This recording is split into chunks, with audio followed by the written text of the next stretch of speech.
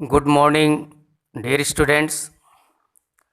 आज हम कक्षा 12 के छात्रों को इंग्लिश पोएट्री की 7th poem from the passing of Arthur composed bye Alfred Lord Tennyson को पढ़ाने के लिए उपस्थित हैं। तो प्यारे बच्चों, ये पोएम हम पढ़ाएं कि सबसे पहले हम आप सबको अल्फ्रेड लॉर्ड टेनिसन के बारे में संक्षिप्त जानकारी देना चाहेंगे। ए ब्रीफ इंट्रोडक्शन हम देना चाहेंगे। तो आइए हम शुरू करते हैं अल्फ्रेड लॉर्ड टेनिसन के बारे में। तो आइए देखते हैं अल्फ्रेड लॉर्ड टेनिसन। ये 1800 से 1892 ये इनका लाइफ स्पैन है। अब आइए थोड़ा सा हम इनके बर्थ के बारे में जान लें। ये इनकी बर्थ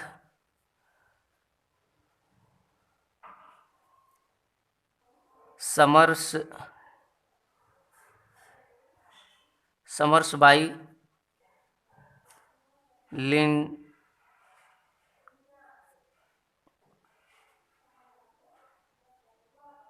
लिंकनशायर, इंग्लैंड। ये इंग्लैंड में 1809 में इनका जन्म हुआ था। Birth Somersby, Lincolnshire in England in 1809। इनके फादर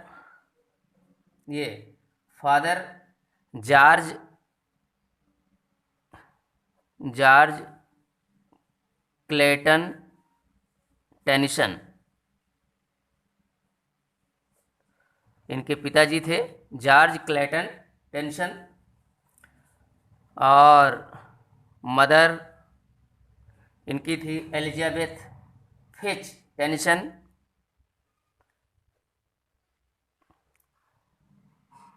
एलिजाबेथ फिच टेनिसन, ये इनकी माँ थी। और इनकी वाइफ एमिली सेलवुड। ये एमिली सेलवुड, ये इनकी वाइफ थी एमिली सेलवुड।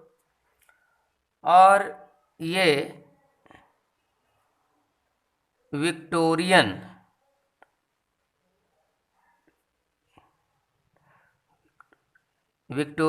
एज के पोएट, ये विक्टोरियन एज के पोएट थे। यानी उस समय क्वीन विक्टोरिया इंग्लैंड पर शासन कर रही थी।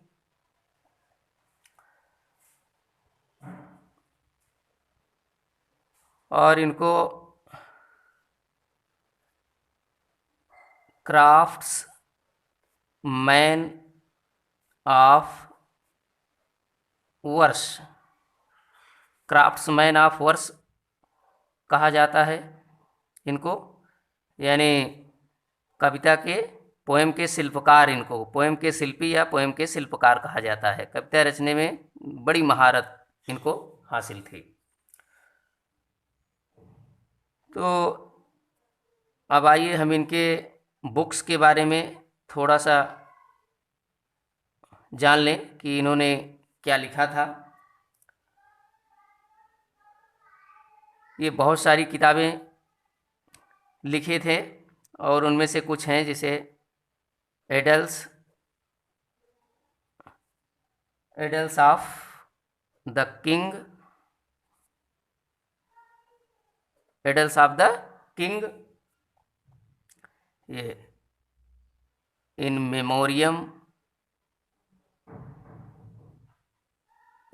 Memoriam the princess, the lady of Shalott,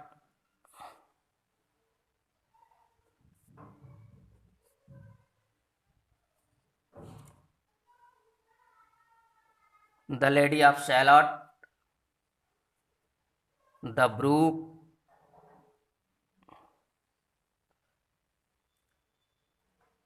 माड, break break break break break break, idle tears,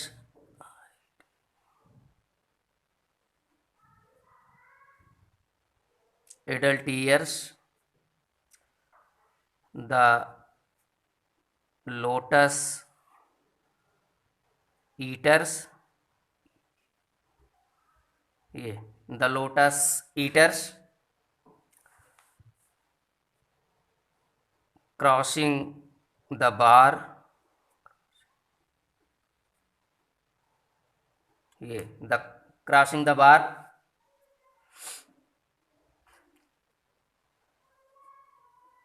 the charge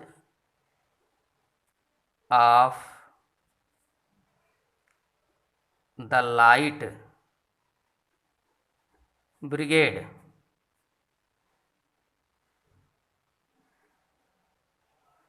ये the charge of the light brigade. और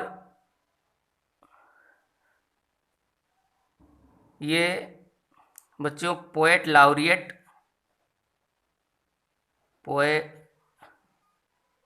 ये तो रही इनकी कृतियाँ, और ये poet लाउरिएट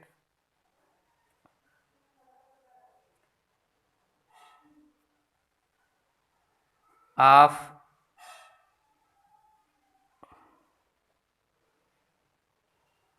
great Britain and Ireland, ये पोएट लाउरिएट के से भी नवाजे गए थे, इनको टाइटल मिली थी पोएट लाउरिएट की भी। और इनकी डेथ 1892 में वेस्टमिंस्टर एबे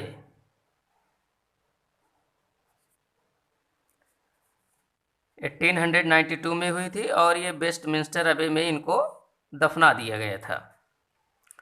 तो ये रहा पोएट के बारे में संक्षिप्त जानकारी। अब आइए थोड़ी सी पोएम के बारे में जान लें। अबाउट द पोएम, ये जो पोएम है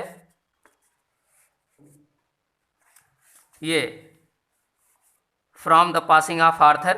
अब थोड़ी सी इस पोएम के बारे में भी हम जानकारी ले लेते हैं।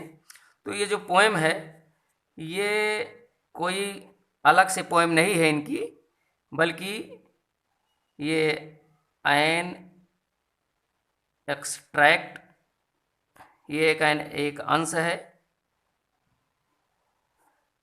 किस पोएम का, a longer poem Morte d' Arthur.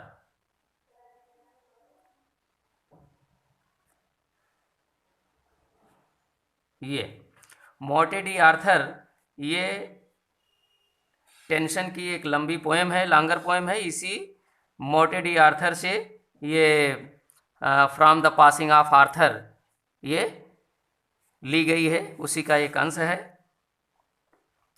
और ये जो पोएम है ये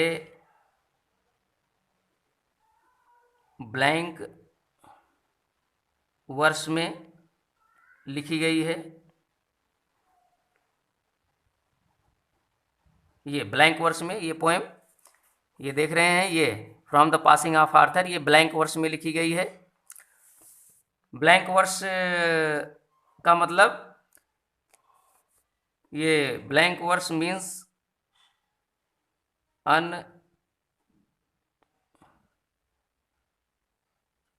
अनराइम्ड आयम्बिक पेंटामीटर। ये यानी ब्लैंक वर्स का मतलब ये हुआ कि इसमें कोई राइमिंग पैटर्न को फॉलो नहीं किया गया है, इसकी कोई भी लाइन तुकबंदी में नहीं है, पूरी पोएम ऐसे ही समाप्त हो जाती है और कोई भी लाइन किसी से राइम नहीं करती है। हाँ, भले इसमें राइमिंग ना हो, लेकिन इसमें मीटर का प्रयोग किया गया है। वो भी कौन सा मीटर है? Iambic pentameter. यानी पूरी पोएम में आयम्बिक पेंटामीटर को फॉलो किया गया है। आयम्बिक पेंटामीटर हमने कई बार बताया है कि unstressed syllable followed by stressed syllable is called iambic pentameter. और ये पोएम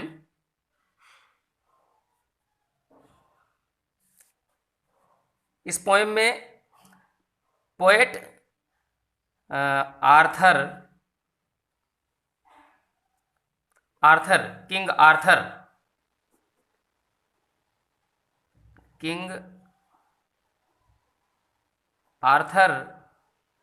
के बारे में वर्णन करता है। ये पूरी poem from the passing of Arthur, ये किंग आर्थर के बारे में है। और किंग आर्थर ने एक संस्था बनाया था, स्थापित किया था, इंस्टीट्यूशन। और इस इंस्टीट्यूशन का नाम था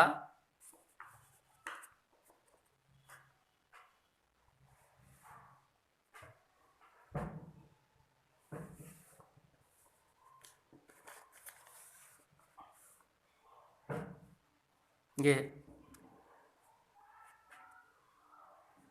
इस इंस्टीट्यूशन का नाम था राउंड टेबल। ये राउंड टेबल, और इस राउंड टेबल में बहुत सारे नाइट्स की नियुक्ति की गई थी। और उन नाइट्स में एक बहुत ही फेथफुल नाइट था,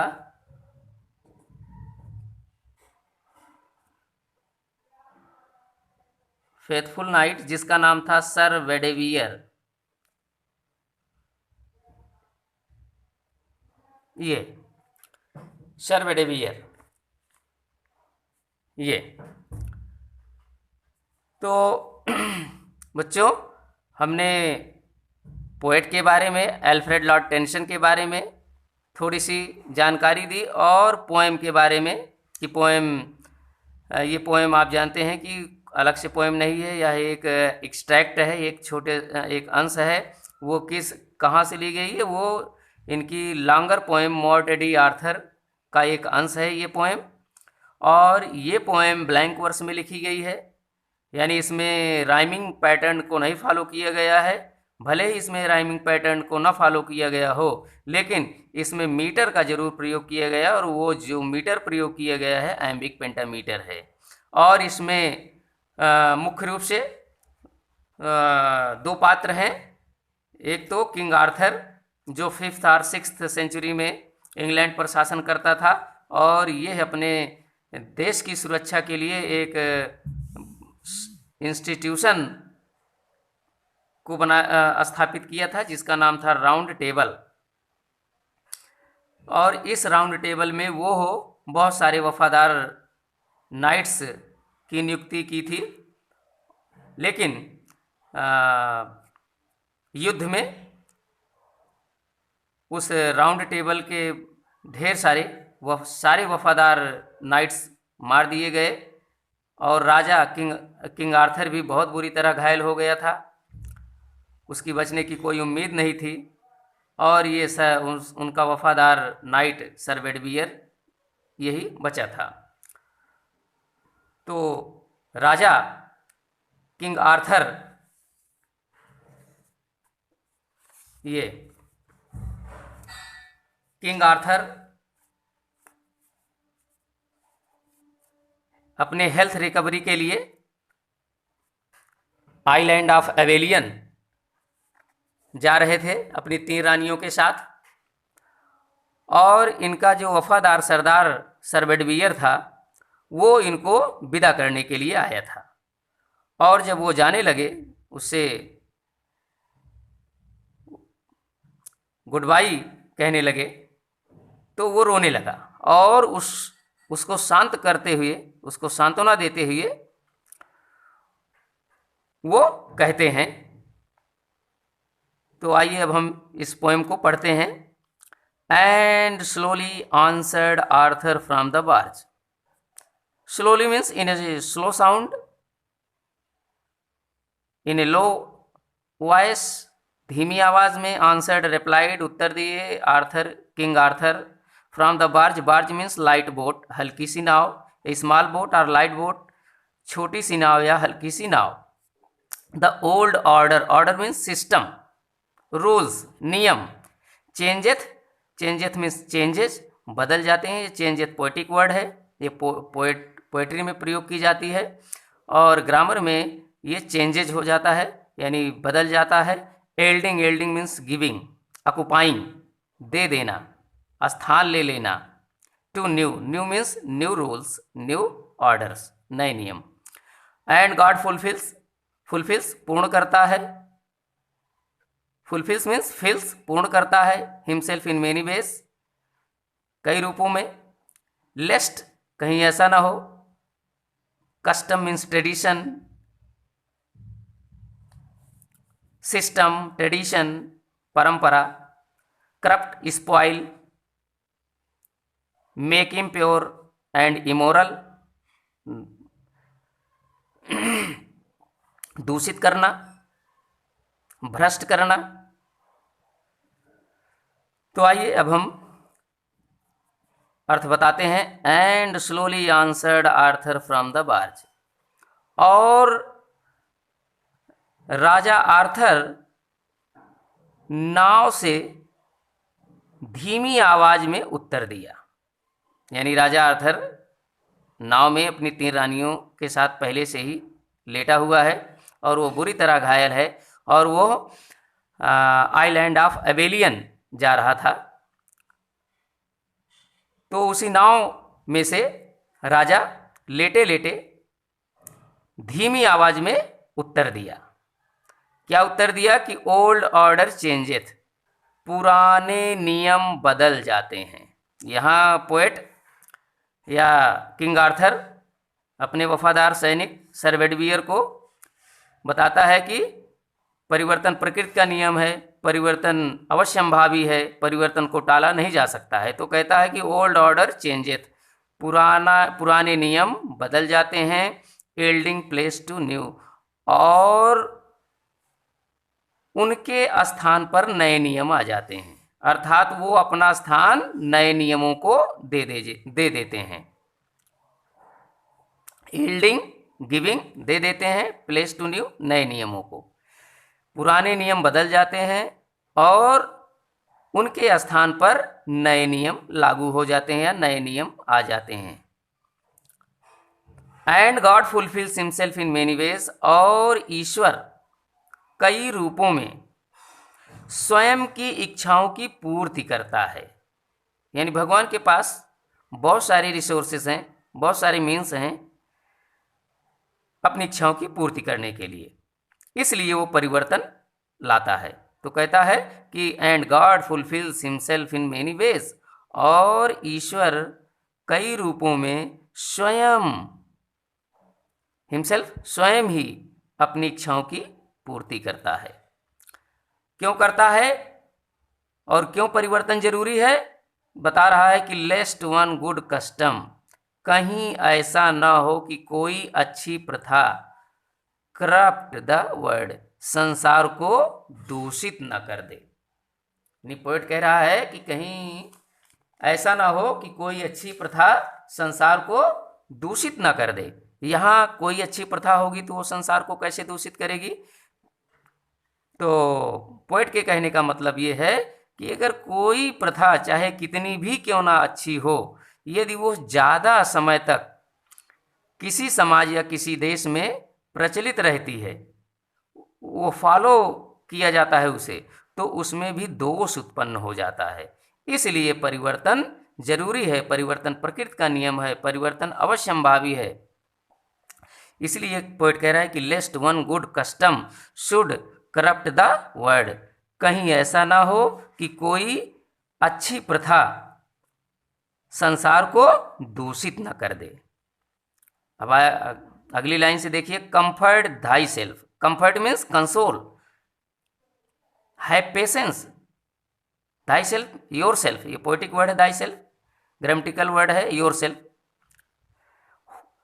स्वयं में, स्वयं को, कंफर्ट कंसोल, सांत्वना दो।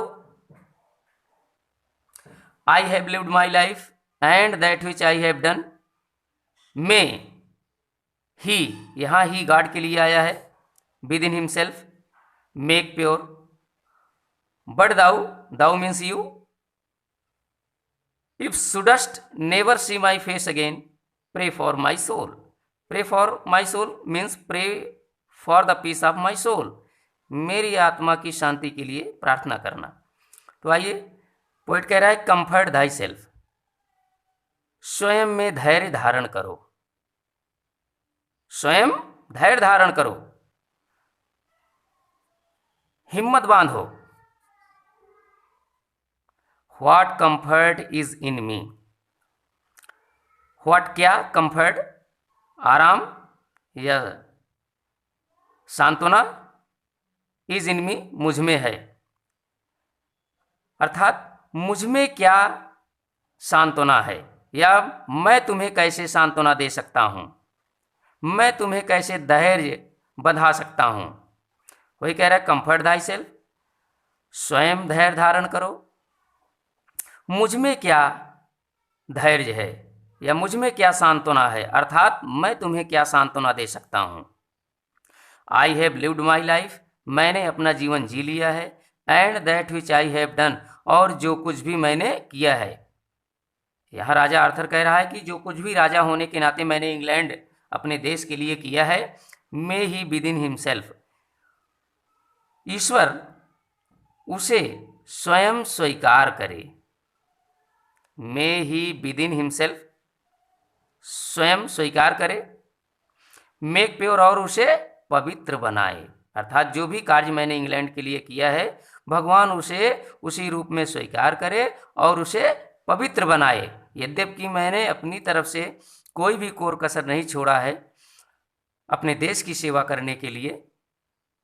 तो वही पोएट कह रहा, राजा आर्थर कह रहा है कि may he within himself make pure, ईश्वर उसे उसी रूप में स्वीकार करे, मेक प्योर, और उसे पवित्र बनाए।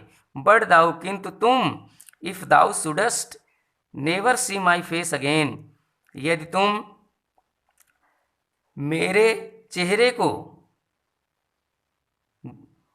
पुनः कभी न देख सको, अर्थात यदि हमारी तुम्हारी मुलाकात दोबारा कभी न हो, क्योंकि राजा बहुत बुरी तरह घायल हो गया था, उसकी बचने की बहुत ज़्यादा उम्मीद नहीं थी, इसलिए वो कह रहा है कि यदि, बट दाऊ, यदि तुम, किंतु तुम, if thou shouldst never see my face again, यदि तुम मेरे चेहरे को दोबारा न देख सको, यदि हमारी तुम्हारी मुलाकात दोबारा कभी न हो, तो प्रे फॉर माई सोल, तो मेरी आत्मा की शांति के लिए ईश्वर से प्रार्थना जरूर करना।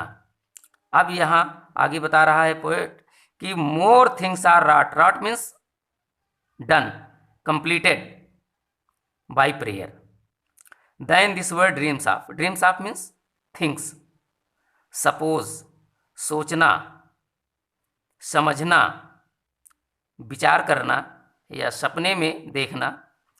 वेयर फॉर, इसलिए, wherefore means therefore, इसलिए, let thy voice rise like a fountain for me day and night, night and day. तो कह रहा है यहाँ पोएट ईश्वर की प्रार्थना के महत्व के बारे में बता रहा है। कह रहा है कि more things are wrought by prayer, बहुत सारे कार्य संपन्न हो जाते हैं। रॉट मीन्स संपन्न हो जाते हैं, पूर्ण हो जाते हैं, सिद्ध हो जाते हैं बाई प्रेयर, ईश्वर की प्रार्थना से। Then this world dreams of, जिन्हें कि हम इस दुनिया में सोच भी नहीं सकते हैं, जिन कार्यों के बारे में हम कल्पना भी नहीं कर सकते हैं या सपने में भी नहीं सोच सकते हैं कि ये काम हो भी सकता है, लेकिन ऐसे असंभव कार्य भगवान की प्रार्थना से संपन्न हो जाते हैं। तो कह रहा है वेयर फॉर, इसलिए लेट दाई वॉइस राइज, अपनी आवाज को उठा दो। कैसे? लाइक ए फाउंटेन, फव्वारे की तरह, for me night and day, मेरे लिए, मेरी भलाई के लिए, मेरी आत्मा की शांति के लिए, दिन और रात। जैसे फव्वारा दिन और रात ऊपर की ओर उठता रहता है, बहता रहता है, वैसे राजा आर्थर सर बेडवियर को समझाते हुए कह रहा है कि तुम फव्वारे की तरह अपनी आवाज को रात और दिन मेरे लिए उठाओ, अर्थात रात और दिन मेरे लिए, मेरी आत्मा की शांति के लिए प्रार्थना करो।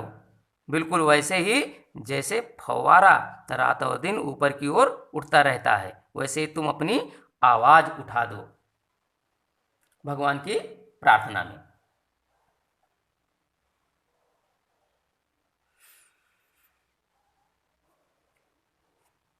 अब आगे आइए देखते हैं।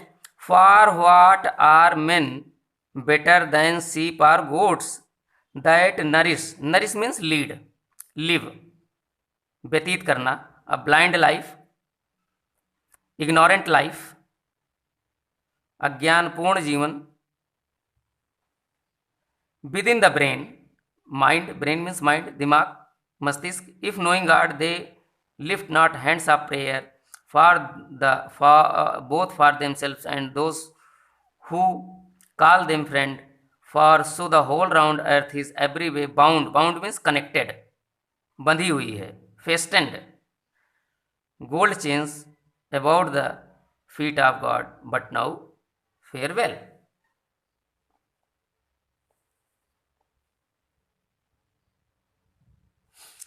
तो अब यहाँ देखिए कह रहा है for what are men better than sheep are goats, कारण वह मनुष्य भेड़ और बकरियों से बेहतर नहीं हैं।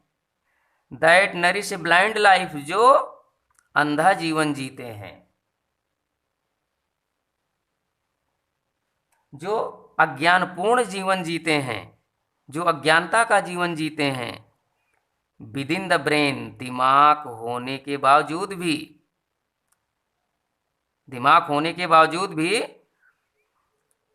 वह मनुष्य भेड़ और बकरियों से बेहतर नहीं है, जो अंधा जीवन जीते हैं, जो अज्ञानता का जीवन जीते हैं। इफ नोइंग गॉड, यदि भगवान को जानते हुए भी, they lift not hands of prayer, वह अपने हाथ भगवान के प्रार्थना में नहीं उठाते हैं, अर्थात वह भगवान की प्रार्थना नहीं करते हैं। किसके लिए? बोथ फॉर देमसेल्फ, ना तो स्वयं के लिए, and those who call them friends, और ना ही उनके लिए जिन्हें वह अपना दोस्त कहते हैं।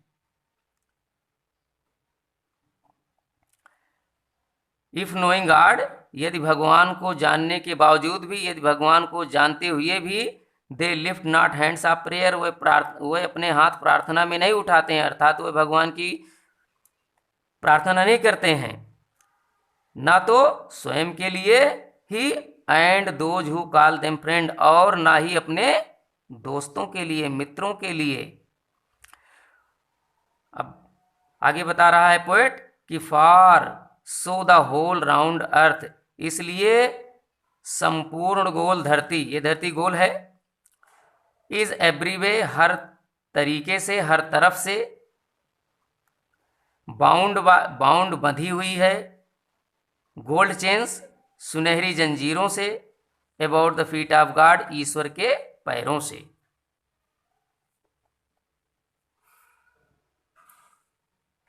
तो पोएट कह रहा है कि कारण संपूर्ण गोल धरती हर तरफ से, चारों ओर से, सुनहरी जंजीरों से, ईश्वर के पैरों से बंधी हुई है। अर्थात कवि के कहने का तात्पर्य यह है कि ये जो हमारी पृथ्वी है ये गोल है और इस पर रहने वाले सभी मनुष्य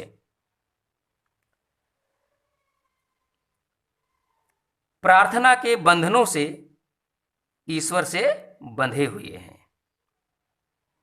बट नाउ फेयरवेल, किंतु अब विदा करो। तो पोएट कहता है कि अब मुझे, वो राजा किंग आर्थर सर बेडवियर से कहता है लास्ट में, बट नाउ फेयरवेल, किंतु अब मुझे विदाई दो, अब मुझे विदा करो, अब मुझे जाना है। तो आइए बच्चों, अब थोड़ी सी चर्चा हम इस पोएम में फिगर्स ऑफ स्पीच की कर लेते हैं कि इसमें कौन कौन से फिगर्स ऑफ स्पीच हैं। God corrupt the word, comfort thyself, what comfort in me, I have lived my life, and that which I have done, may he within himself make pure, that if thou shouldest never see my face again, pray for my soul. More things are wrought by prayer than this world dreams of. Let thy voice.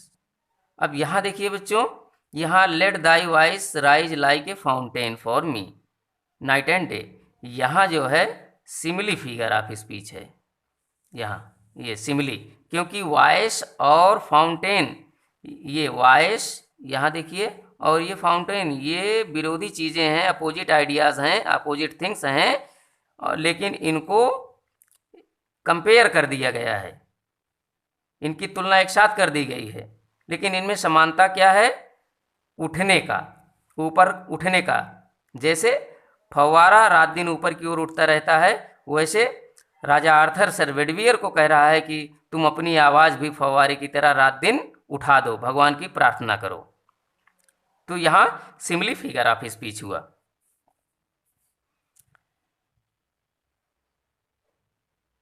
यहाँ देखिए themselves and those, ये देखिए themselves and those, यहाँ पर ये alliteration figure of speech है।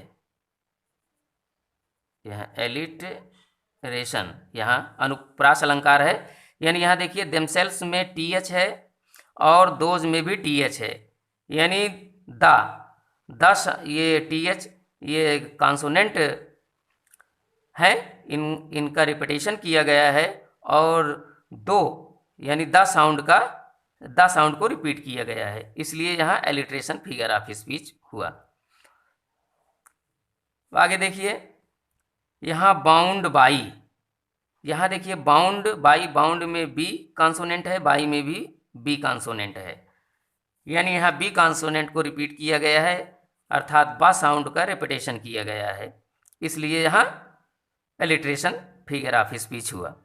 तो प्यारे बच्चों, हम आशा करते हैं कि ये पोएम जो हमने आपको लाइन बाय लाइन पढ़ाया आपके समझ में आई होगी, और यदि ये वीडियो आपको पसंद आई हो तो आप सब्सक्राइब करना न भूलिएगा और इस वीडियो को लाइक और शेयर भी करना न भूलिएगा। Thank you.